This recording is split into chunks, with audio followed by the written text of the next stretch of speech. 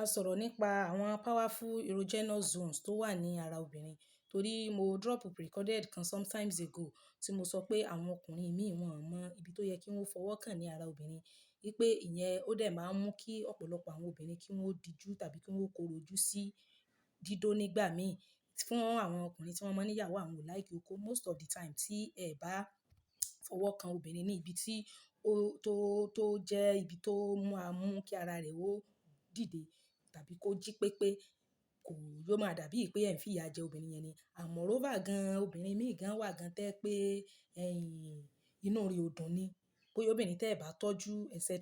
But mo sọ wípé àwọn questions tí mo bá get tó bá ti pọ̀ instead tí màá fi máa ṣe repetition of answering questions on voice note, I said since it is a general question that concerns everybody, I'm going to bring it in a video.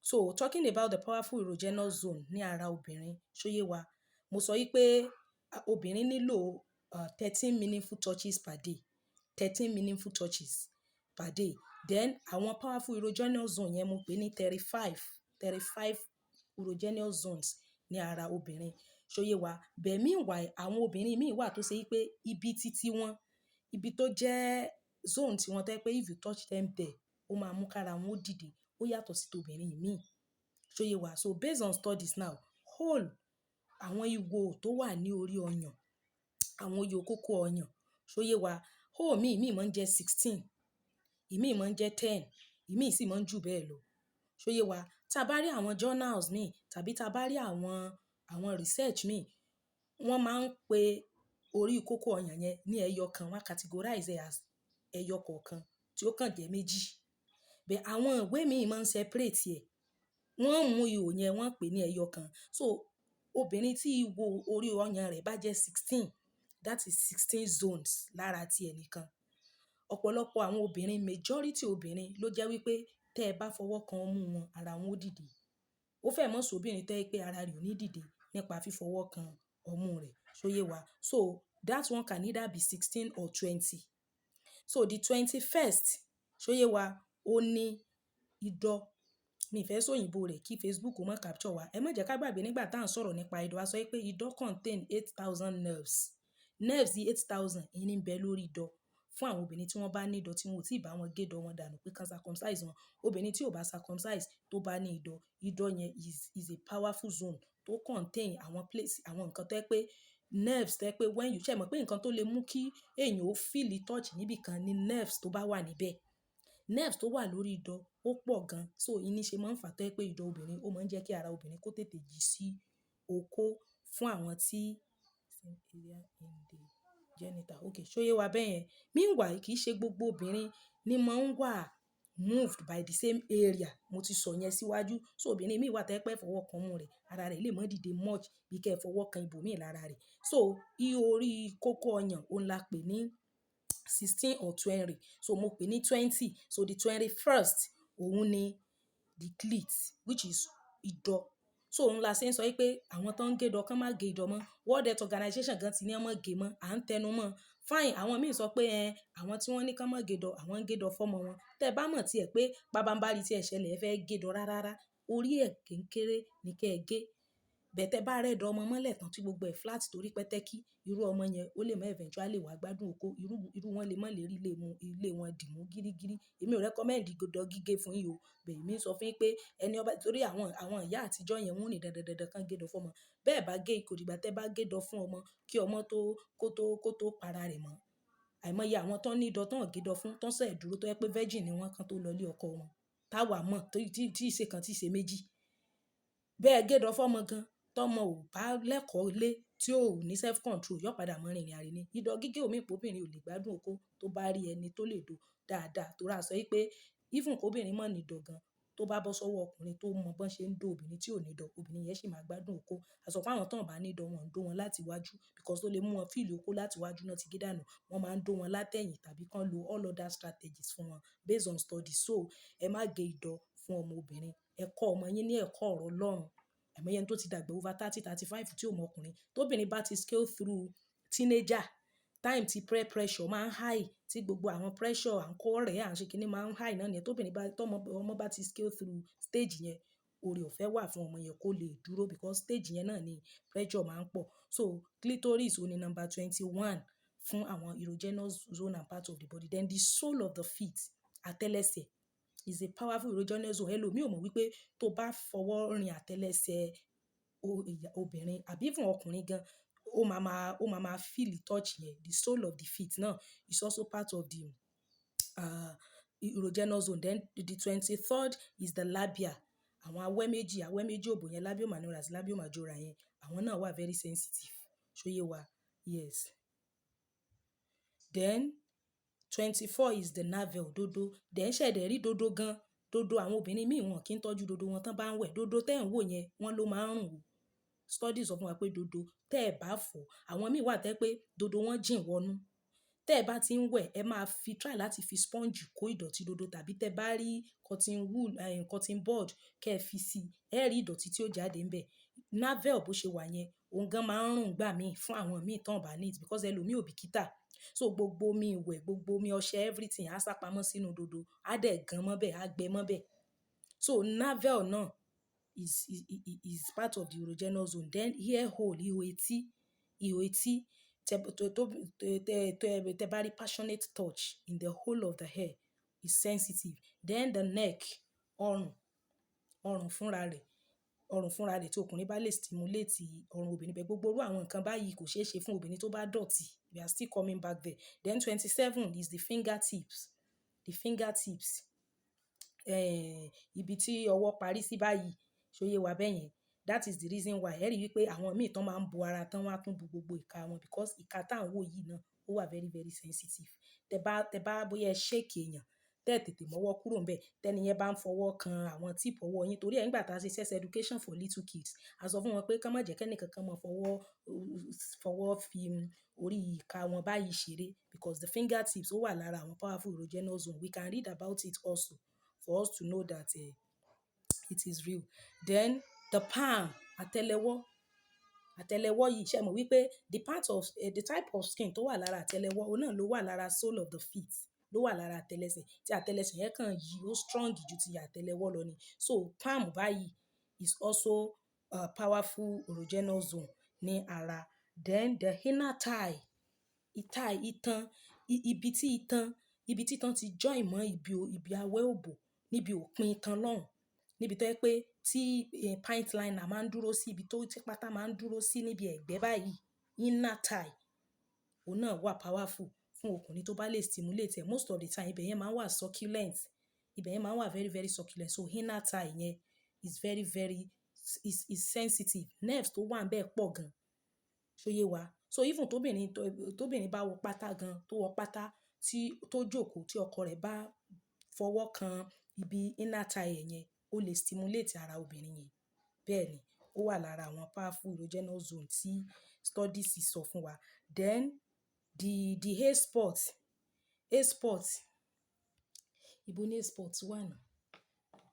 Ṣé kìí ṣe bí òkè ni? Hair spot yẹn,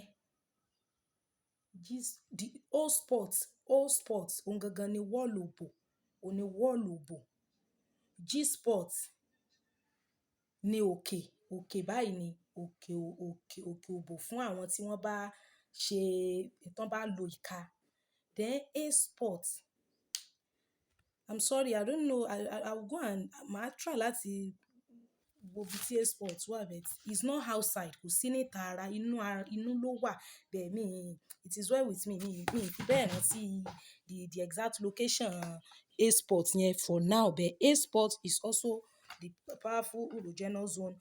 That is the 30th one. Then the 31, the lips, ètè báyìí, lips, you can stimulate with your own lips too. Even tó bá lo ìka rẹ báyìí, I didn't say you should be touching yourself, tó bá ń touch ara ẹ is not good. Fún àwọn tí wọ́n bá ti ní ọkọ, if you play with the lips, you start feeling the touch. It's part of the powerful erogenous zone. Then the perineum fún àwọn ọkùnrin, bẹ́ẹ̀ mọ̀ jẹ́ àgbàgbé pé obìnrin ló ní fídíò yìí. Then the armpit also is also part of the erogenous zone. Then the cervix, which is the ojú ara gangan. Then scalp scalp, awọ orí. A rí wípé àwọn ọkùnrin míì wọ́n máa ń fẹ́ràn kí ìyàwó wọn máa di àwọn irun àdìmọ́lẹ̀ àbí irun weaving tí yóò fi ìlà orí rẹ̀ hàn. Gbogbo àwọn wíìgì, àwọn wave on tá ń fix yẹn kì í ṣe gbogbo ọkùnrin ló like ẹ̀ because awọ orí wà sensitive. Ẹ rí pé gbà mí tẹ bá lọ saloon tẹ lọ ṣerun tí salonist yẹn àbí stylist yẹn tí ọwọ́ rẹ̀ ò bá le jù, tó bá mú ìlarun tó fi larun yín, ó máa dùn mọ́yàn. Ẹlòmíì àti ẹ̀sùn lọ. Bẹ́ẹ̀ tó bá yẹ pé saloon yẹn, stylist yẹn ọwọ́ ẹ̀ le koko, ó máa dùn yàn ni. Bẹ́ẹ̀ tó bá jẹ́ pé ẹni tọ́wọ́ ẹ̀ ò le, the time tó bá ṣe ń larun yẹn, ẹlòmíì máa sùn ni because it's very sensitive. So awọ orí, ẹ má máa da wíìgì borí jù.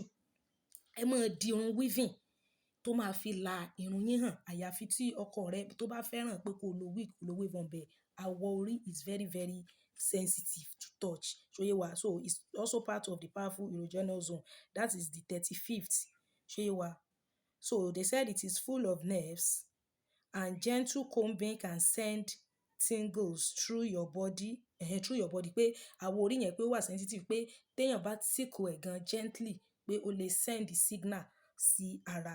Ẹ tún wá imagine kó wá jẹ́ pé ẹni téèyàn nífẹ̀ẹ́ tẹ́jọ nífẹ̀ẹ́ ara yín ni ó ń ṣe irú nǹkan yẹn. Definitely ara obìnrin yẹn á dìde. Then inner wrist, ibi báyìí. Ṣóyé wa? Then behind the nail, níbi orúnkún, ẹ̀yìn orúnkún báyìí. Ṣé mọ̀ pé téèyàn bá jókòó téèyàn kásẹ̀ kù, orúnkún èèyàn máa fold. Ibi inner yẹn, níbi kòtò yẹn is also very sensitive.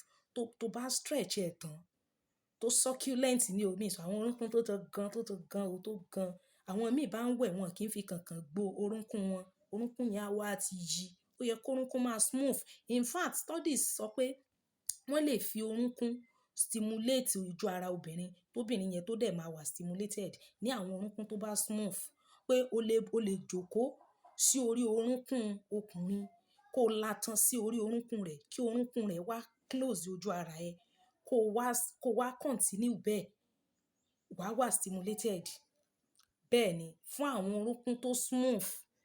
Kò sí àwọn tó ti gíràn tó dàbí tó le koko bí ìgbágbọ̀n ọ̀pẹ o. Àwọn tó ń fọ orúnkún wọn tó mọ́. Then ìsàlẹ̀ orúnkún yẹn, ṣóyé wa? Behind the nail is also a powerful erogenous zone. Ṣóyé wa? Then the bum cleft, cleavage tó máa, ibi tí ìdí ti papọ̀ yẹn, in between yẹn, ẹ rí pé àwọn míì tán bá wọ ṣòkòtò, tán wá jókòó bóyá sag, tí wọ́n jókòó dáadáa tán fa ṣòkòtò yẹn sókè. Then in between ibi tí ìdí wọn ti papọ̀ yẹn máa show. In between méjì yẹn náà is also part of the powerful erogenous zone. Ṣóyé wa? Òun là ń pè ní bum cleft. So mo ti mention 38 bẹ́ẹ̀ yẹn, is even more than 36 tí mo ti mention. So fúnra mi báyìí, èmi kàn wá fẹ́ fi gbogbo ẹnu sọ pé virtually all parts of the body are powerful erogenous zone. Ṣóyé wa? Yàtọ̀ fún àwọn point tí ìwé list fún wa yìí, tá a bá wò gan náà láti orí obìnrin títí dé àtẹ́lẹsẹ̀ rẹ̀, ó wà sensitive. Ṣóyé wa? So yàtọ̀ fún àwọn strategic places tá a sọ yìí wípé ibi tó yẹ kó ti fọwọ́ kan, tó yẹ kó ọkùnrin ti fọwọ́ kan obìnrin, yàtọ̀ fún yẹn gan, a rí wípé nígbà tá a ti sọ gbogbo ẹ̀, kí náà ló kù nínú gbogbo ẹ̀yà ara. Wọ́n ní gbogbo ẹni tó ń wórí ahun, tó ń wẹ́sẹ̀ ahun, gbogbo ahun náà ni ó rà.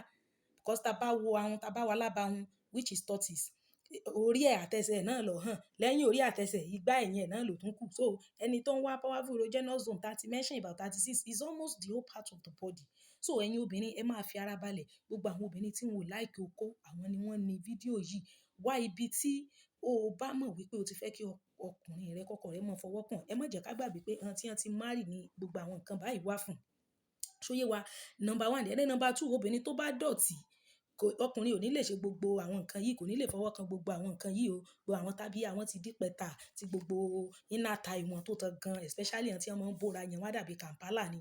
Green, purple, gbogbo color ló máa wà lára wọn. Tẹ bá ráwọn tó máa ń bóra yẹn ẹnu ọyẹ́ bí Kampala náà ṣe máa ń rí. Àwọn natural body, àwọn skin tó ń treat, tó ṣe pé kíní gbogbo ẹ̀, irú inner thigh àwọn míì yẹn ti jóná, tó ti jóná. Tó wá mọ̀ pé fiction gbà míì tí obìnrin bá rìn lọ, àwọn nǹkan tó ìtàn yẹn bá ń lọra wọn, ó lè fa ìbòtán bẹ́ẹ̀ tí obìnrin máa ń wọ tight now. tó bá dẹ̀ ti dé wàá bọ́ tight yẹn so that ara ẹ̀ á lè wà succulent. Obìnrin ta ní lips náà mọ́ wà sensitive. Obìnrin tẹ́ fẹ́ gbẹnu sí lẹ́nu tẹ́nu ẹ̀ ń rùn tàbí tẹ́tí ẹ̀ gan dọ̀tí tí gbogbo àwọn ẹ rí pé àwọn odò even tó fi kanra navel. I was so surprised nígbà tí mo gbọ́ pé àwọn míì gan ìdodo wọn ó máa ń dúdú ni. A mọ̀ pé àwọn ìyá tán bá wa jó ìdodo ń gbà yẹn, wọ́n á jó, wọ́n á tuntun jó kó lè jiná dáadáa. So àwọn dodo àwọn míì wọnú.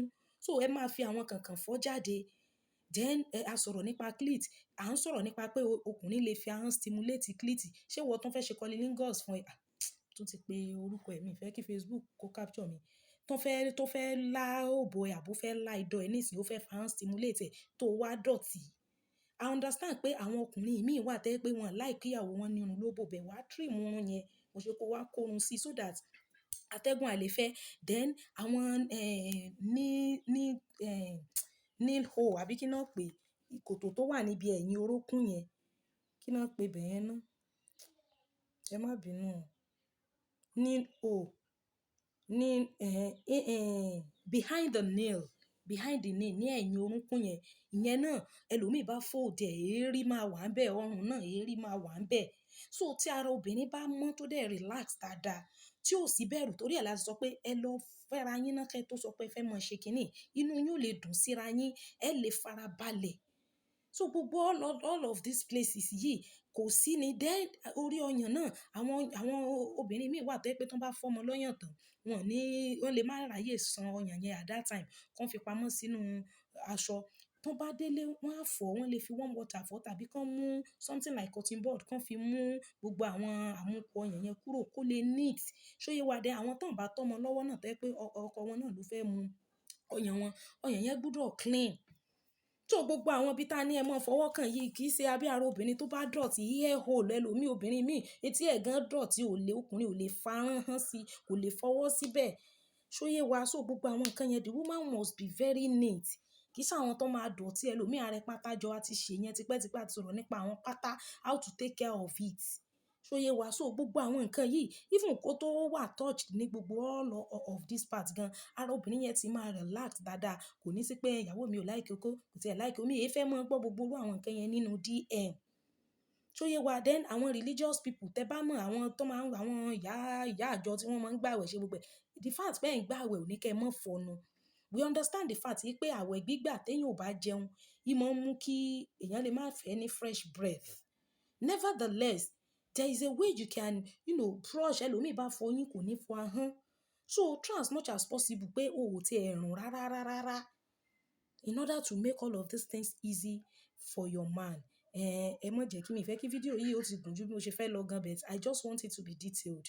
Thank you so much. Ẹ jẹ́ ká share ẹ̀ fún àwọn tó ní láti mọ̀ so that àwọn powerful erogenous zones yẹn á lè mọ̀ pé so this place is sensitive, so this place is sensitive. So yẹ wà yẹn God will help us. Ẹ má gbàgbé Ọ̀yọ́ Model Alternative Therapy. Ẹ kàn sí wọn fún àwọn àgbo ìjẹ̀dí, àwọn àgbo tó ń cure infection tó máa ń help ara láti mú kára kókó dúró. Àwọn ọkùnrin míì òkó wọn máa ń dákú lágbède méjì òbò. Ẹ̀rọ obìnrin míì tó clean tó neat tó mọ́ tí ó tún ní ọkọ òun ò wá sọ́dọ̀ òun. Ọkùnrin yẹn ó lè jẹ́ kókó ẹ̀ òṣìṣẹ́ mọ́ ni tí ó dẹ̀ fẹ́ káṣírí òun tú. Bẹ́ẹ̀ ni kò sí nǹkan tí ọkùnrin yẹn ń dúró fún. Go and contact Ọ̀yọ́ Model Alternative Therapy. Ẹ pè wọ́n sórí 08068220707 08068220707. Ọ̀yọ́ Model Alternative Therapy ni ẹ máa já sí ẹ pè wọ́n kẹ́ ẹ ṣàlàyé fún wọn kẹ́ ẹ send order yín wọ́n ó gbé wá sí ibi tí ẹ bá ń fẹ́. Ẹ ṣeun gan ni.